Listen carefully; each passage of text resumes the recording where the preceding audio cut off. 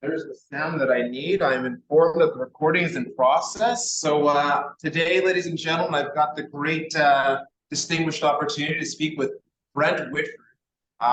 Brent, I want you to introduce yourself in just a moment, and then I want to come back and kind of explain how we kind of intersected. But my name is Lee Theodore. On behalf of all the things that I believe in our community, I'm happy to be here. Brent, who are you and what do you do, man? Hi, Lee. Thanks for the opportunity to be here today. It really makes me happy to take part in this venue and sharing information with the community. My name is Brent Whitford. I'm a Cornwall native, born and raised. I'm currently completing my PhD in anthropology with the University at Buffalo, and my position is Senior Curator and Administrator for the Cornwall Community Museum and Archives. Fantastic. And correct me if I'm wrong, but most recently there was an article that you had been featured in with the CBC. Can you tell me a little bit about that? Yeah, correct. I was contacted by the CBC to essentially give an interview on one of the last living emancipated slaves in Canada, John Baker. And so they came to the museum and I participated in that interview, which I believe was aired on February 1st, if not on the 1st, and shortly thereafter to sort of launch Black History Month. So it was a great opportunity. And so here I am having a sip of coffee and I come across this article and I say, wait a minute, that's our town. Wait a minute, that's a piece of history. And wait a minute, I think that we should really be taking a look at this. So I sent you a message and you've been kind enough to make time for me today. I've got a few questions that I'd like to just kind of put towards you. And hopefully we as the wider public can gain a little bit more knowledge. If you're willing, I would like to just jump right in if that's okay. Absolutely. My pleasure, Lee. Thanks again. Brent, can you tell us what Ontario looked like back in the 18th century? Yeah, so long story short, naturally Canada was occupied by the Indigenous population for, time immemorial. Afterwards, it was settled as New France as a colony of France. In 1763, so during the 18th century, began the 7 Years' War across Europe, which is when Britain essentially took possession of the area that we now know as Canada from the French. However, it wasn't until after the American Revolutionary War that a lot of actual British people began settling in this area, which beforehand had been occupied mostly by the French population. So to put it succinctly, the province of Ontario had not really been developed by the colonizers. The French rather used this area as part of their trade routes to participate in the fur trade. And it wasn't until there was a massive influx of what we call loyalist refugees who were fleeing from the American Revolutionary War that what we call today as Ontario was settled. So really what Ontario looked like was essentially a vast wilderness, mostly for used as Indigenous hunting grounds and gathering grounds.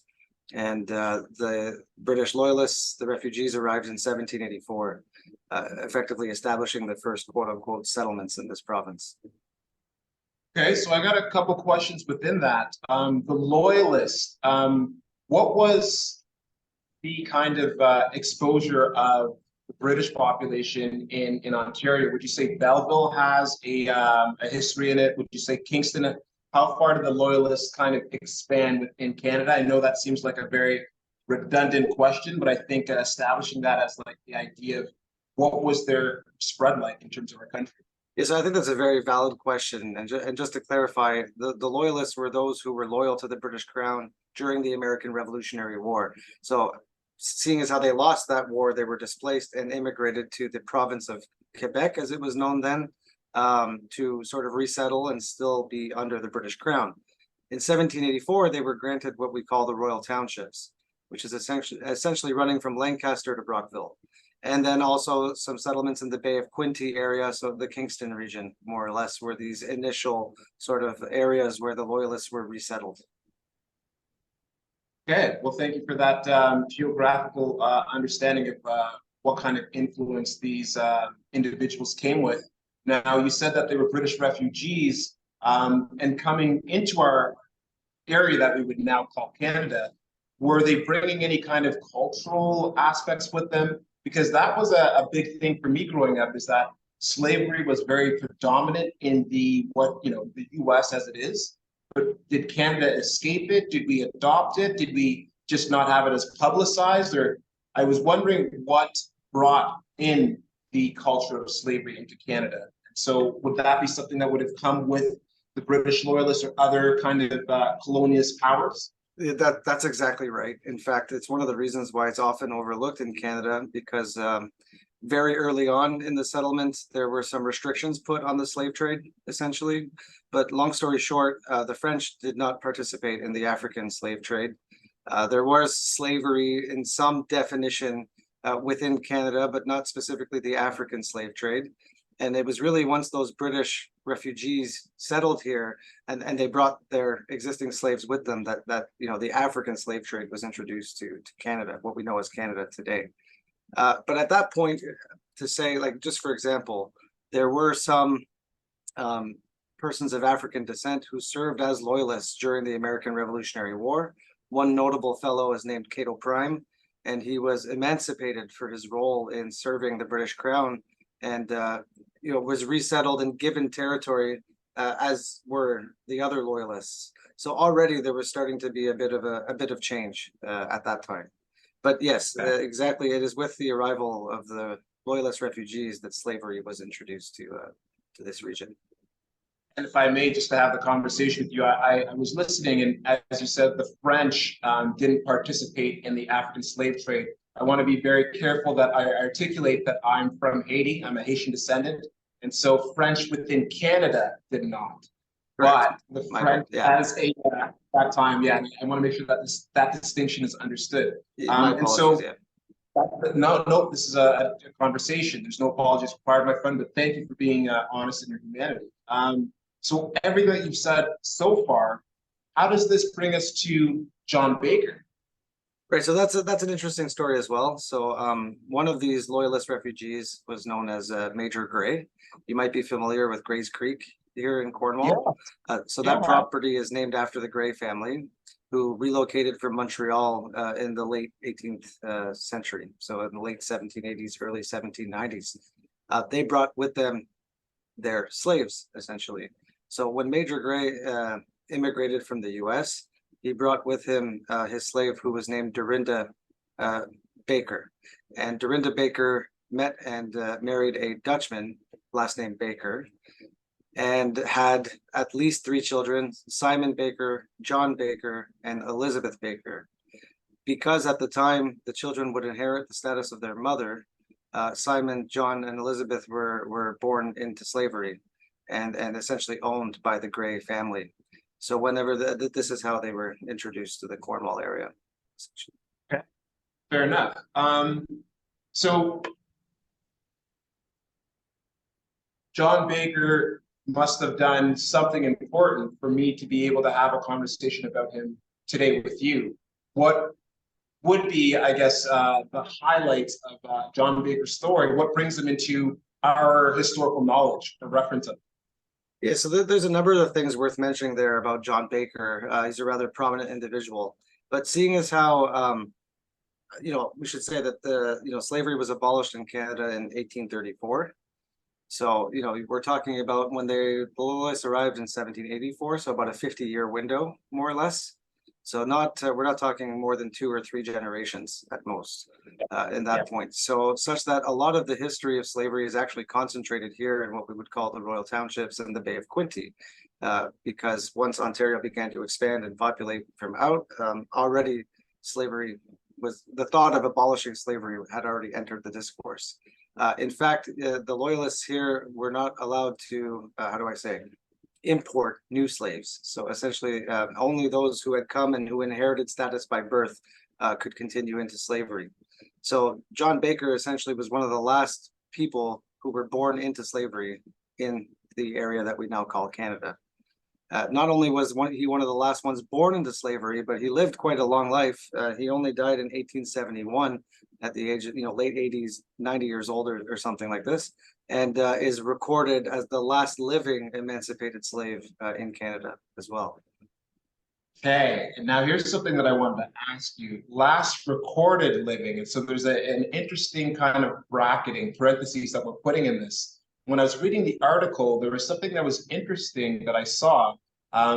John Baker was one of two individuals that had verbally passed on their historical biography to, I say, a lawyer or somebody notable. So it's not to say that there weren't other slaves, and it's not to say that there weren't other histories happening at the same time, but having the opportunity to be even documented as a human being per se would have been a challenge. Yes. So I find it interesting, and this is, I find it interesting as a person who lives in Cornwall, to know that the last known slave laid their head to rest here.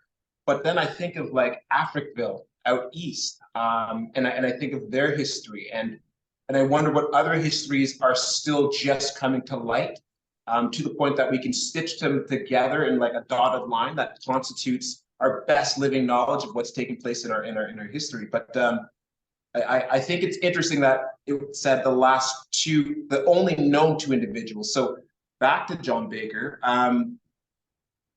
the experience of being a slave by law, and then coming into the opportunity of freedom. What did he go on to do in his life? I understand he bought land, but how did he go about his daily livings thereafter with his ability or newfound kind of title of being a free human being? Excellent question. I want to add a little bit to what you were saying about, and you're absolutely right. First of all, the information we have is based on what was actually being recorded at the time. And what's being recorded at the time is based on people's, own personal free will. And you're, I think, right on the money to suggest that a lot of stories were not written or not recorded. So it is important to say that he's the last recorded, emancipated slave. And in fact, the reason that we say that is because of this book here, Lunenburg, or the Old Eastern District, which was written by Judge Pringle, and it's the oldest history of our region. And there's an entire chapter in here on John Baker's story. So this is one of the reasons where this is the recording, if you will, or at least one of the sources of that recording, which is an Very interesting good. thing. Bring that forward. Yeah, and then so with regards to the details of John Baker's life, if you will, I think it's important to note that he was actually emancipated prior to the abolishment of slavery in Canada. Once Major Gray and Dorinda Baker passed away of natural causes, the children, Simon, John, and Elizabeth, were passed on to Robert Gray, who was Major Gray's son. He acted as Solicitor General of the province and often traveled to Toronto and back by boat. He was on his way to a court proceeding when his boat crashed, and both he and Simon Baker, John's older brother, were aboard and perished. Robert Gray had no living heirs, and in his last will and testament, he provided for the freedom of John and his sister Elizabeth Baker, and also gave them some land and a bit of a pension. So he got a bit of, it took a long time before he ever saw a penny out of that pension and so on. And the land that he was given was somewhere out in Toronto, where he wasn't really interested in staying. But yeah, he was freed prior to the abolishment of slavery in Canada. Now, after that, or as the story goes, he chose to continue fighting as a loyalist soldier in the British Army. I emphasize, chose, because I'm not entirely sure how much opportunity for employment there would have been for emancipated slaves at this time. So I think, we should be cautious in highlighting, although he himself spoke fondly of his time in the military, whether or not that was really a choice is another question. He fought in the Battle of 1812 and even participated in the Battle of Waterloo, and is said to have seen Napoleon jumping on his white horse during the Battle of Waterloo and so on. So he had a well-established career as a loyalist soldier following from his emancipation. As the story goes, he would return to Cornwall and basically settle here indefinitely. And I hope I get the name of the store right, but he would often daily visit the P.E. Adams hardware store. And it was said that there was a spot in the floor there that had been worn down from where he would shuffle his feet and where he sat every day. And again, if I'm not mistaken, I want to be clear on this, that location should be that vacant lot between Mexicali Rosas and Melody Music would have been the area where John Baker spent his days. And yeah. So, yeah. Okay. All right. And I know that you have a particular scope of understanding of history, and when I ask you these questions, I ask you as a novice, as an outsider. I respect that you're not the full authority on all the information, but if No. you can provide a general answer to what did it mean for the Black population of that time? What did it look like around that time in this area? If you're aware of that kind of information, where does our history begin and end as far as Eastern Ontario and Black's community? So, I mentioned Cato Prime, the soldier who was emancipated upon his arrival. I mentioned that, the Bakers were born into slavery despite their father being a free man, a free Dutchman, right? The Baker. I mentioned all these things because we're at a point in history where things were sort of transitioning. And that's both a good and a bad thing. Of course, it's a good thing because eventually people came to the idea of abolishing slavery altogether. But it's also bad in the sense that it wasn't highlighted as a real concern at the time. So I think we already covered the fact that, recording these histories is one of the issues. We have some estimate of the number of slaves that existed in this area for that time, but we're really just today making an effort truly to rediscover these stories and to tell these stories and to add to that record. So when you ask the question, what did it look like? I mean, not much different than what it looked like prior to their arrival. They were under the possession of British owners. They would have been farm hands for the most part. Some of them, depending on the status of the owner, of the slave owner, may have had different opportunities. So Simon Baker, John's older brother, because he was often in the company of his owner, the Solicitor General, it's written that he was always dressed to the nines and looking fancy. But how much of that was to respect him versus making sure he looks well next to a prominent slave owner? So, the stories are varied. And the fact of the matter is that we're only just today beginning to rediscover them. Now, if I may, I want to ask you a personal question because now I'm interested and curious about you. You said that you're getting your PhD in anthropology, and you are a resident historian. What is your specialization or interest? Is this something, the subject, an intersection, something that you're passing through? Is this something that you live and breathe? What is your passion as the person you are, a historian and the anthropological individual? Yeah, I mean, my specialization is actually quite specific, believe it or not. I'm a prehistoric archaeologist who's interested in the origins of agriculture in Southeast Europe. So completely far removed from recent history, let's say. However, as an anthropologist, all my degrees being in anthropology, I do have a wider appreciation for the importance of heritage, for the importance of multivocality, for the importance of reinterpreting the past from different perspectives and from different viewpoints, of reconciliation, not only with Indigenous communities, but with respect to the history of slavery. So, the definition of culture and so on. So, as you pointed out, I believe you did, I certainly did. I'm born and raised Cornwall. So what really gets me going about the job that I have right now is the immediate impact that I have on the community as the senior curator of the local museum.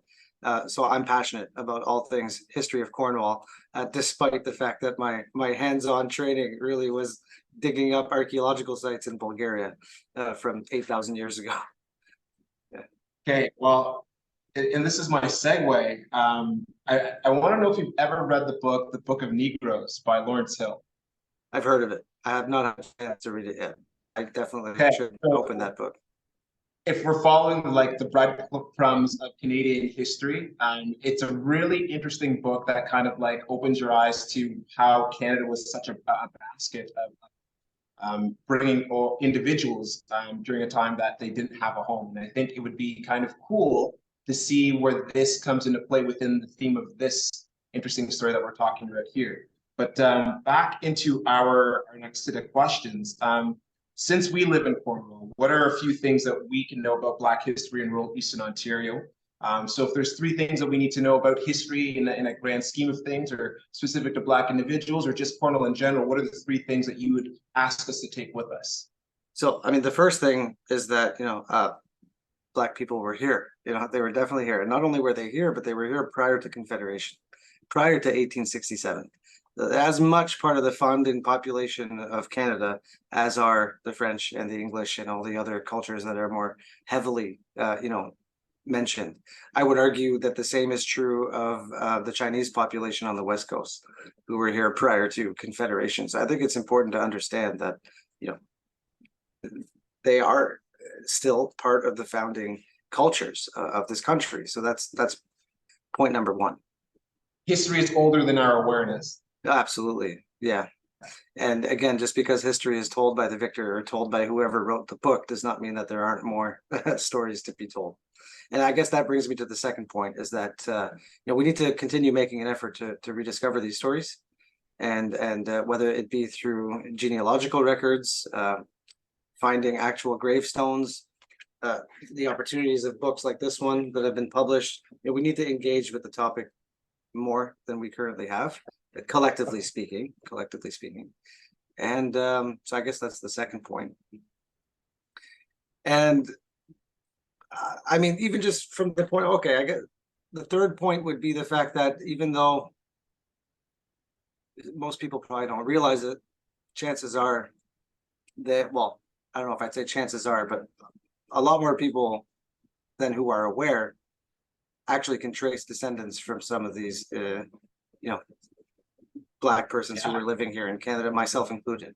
So, that's another one where it's like, you shouldn't just be interested because of how you identify today, but it may actually play some role, however minor, in your current present identity. Okay. Even when you least expect it.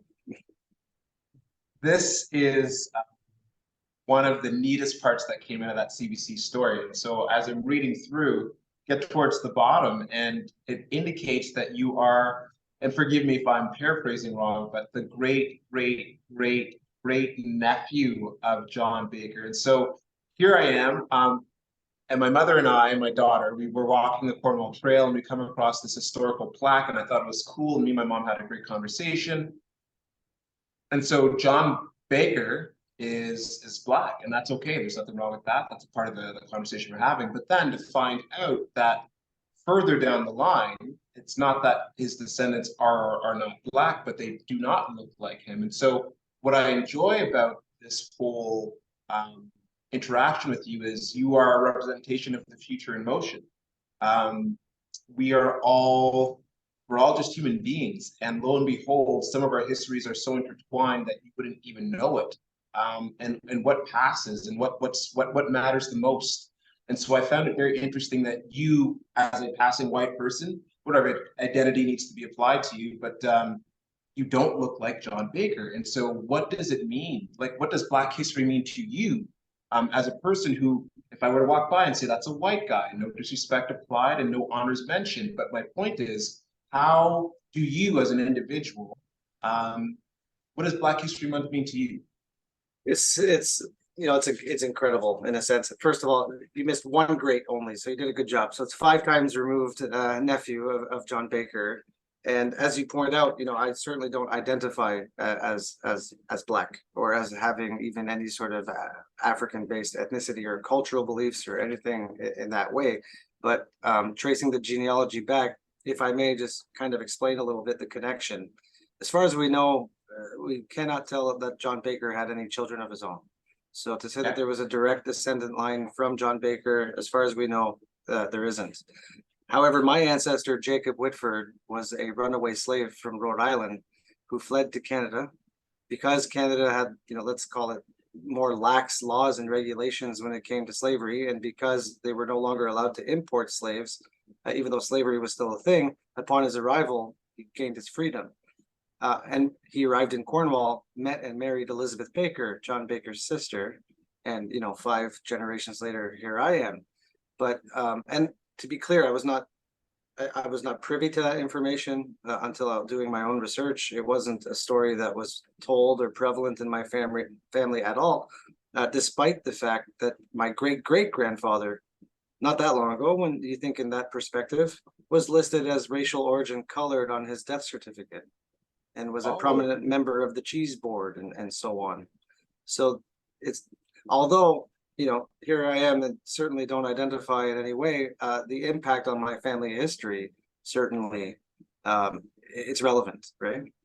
And I say it's relevant because even my father grew up on farms. My grandfather did not know how to read or write. Most of my the Whitfords in my family lineage appear to have had limited opportunities. Let's put it that way. And recognizing how that played in and where that may have come from was hugely impactful.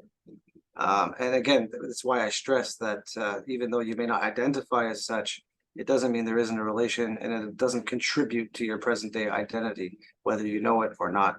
And so that's what Black History Month means to me. It's an opportunity for everyone to learn about Black history, regardless of whether they're directly, let's say directly meaning genetically affected by it, because we're all better off from knowing what happened here, where we are, our modern day culture, heritage, how we celebrate Canada, recognizing that Black people were here prior to Confederation, I think is important. So it's something we should do all the time, but I'm glad that it's at least emphasized, during the month of February to remind people that we should be doing this. Brent, I'm very grateful that you've given this little series of mine additional meaning. I've had the opportunity to speak to a few people in our community, but it's not representative of all the diverse history and individuals that exist. And in you being my kind of last community conversation, I very much want to extend a great amount of thanks for making the time to have a conversation with the public and inviting them to kind of be aware and just knowing that all of our histories make us human. And so just knowing more about that makes us a stronger community. And the last thing that I wanted to say was thank you for being you, the things that you apply yourself to. And for what it's worth, John Baker and his family and his kin have done a wonderful job in allowing us to have great descendants that we can count on to say good things about our community and do good things on our behalf. So on behalf of everybody else that's watching, thank you so much for making your time available to us. And let's have another conversation again in the future. I appreciate that, Lee. Thank you so much. And again, thank you for the invitation. Without people such as yourself, publicizing these very important issues and making them available to the public, we wouldn't be able to have these conversations. So thank you as well. I really appreciate it. Thank you. And a last note for me, ladies and gentlemen, I thank you very much for taking this opportunity, for taking the time to watch these. There's things that are happening in our community that we're not aware of. And I will tell you that Black history is not just for Black people. I was given the honor of Citizen of the Year, being the first Black person to receive it. But the people that voted for me were white people on a majority. And by that, I mean, in order for me to be who I am, it takes people. And our history is not all by itself. The individual that created the traffic light, he didn't make the traffic light just for Black people. He made it for the safety of all people. And so in that way, let us continue to celebrate our best selves and know that as human beings, we can actually benefit from everybody when they feel like their best selves. So go out into the community, find new information, find new people, make new bridges. And I appreciate each and every one of you. And for what it's worth, happy Black History Month. And I look forward to seeing you all soon. Take care.